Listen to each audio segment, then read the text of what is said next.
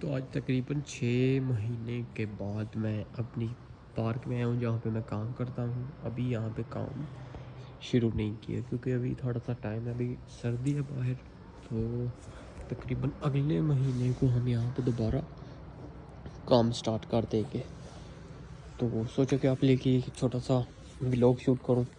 تو یہاں پہ آپ دیکھ سکتے ہیں ابھی یہاں پہ کام جاری ہے, مطلب کہ جو بھی ریپیئرنگ کر رہے ہیں لوگ, ریپیئرنگ ہو رہی ہے.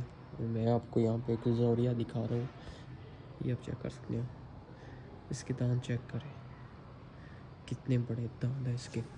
تو جو لوگ نئے ہیں چینل پہ, چینل کو سبسکرائب کریں اور بیل آئکن کو دبا دیں تاکہ میری آنے والی ویڈیو آپ تک جلدی سے جلدی پہنچ سکے. اس کے بعد جرمن میں یہاں پہ آپ کے لیے ایک چھوٹے سے چھوٹا ہر روز ایک ولاگ شوٹ کروں گا اور آپ کو انجوائے کا موقع ملے گا. تو ملتے ہیں ایک نئے ولاگ میں. اپنا خیال رکھیے گا, دعاؤں میں ضرور یاد رکھیے گا. چینل سبسکرائب کرنا نہ بھولنا.